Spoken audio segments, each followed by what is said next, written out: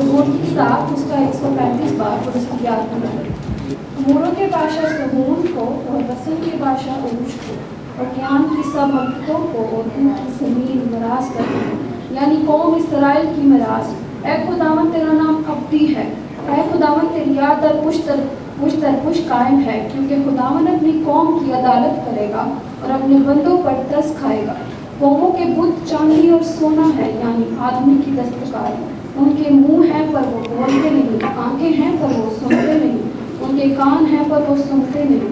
उनके मुंह में सांस नहीं, उनके बनाने वाले उन्हीं की मानद हो जाएंगे, बल्कि वो सब जो उन पर भरोसा रखते हैं। इसराइल के खुदावन को मुबारक कहो, हारून के घराने को मुबारक कहो, लावी के घराने को मुबारक कहो। खुदावन से डरने वालों खुदा को मुबारक कहो।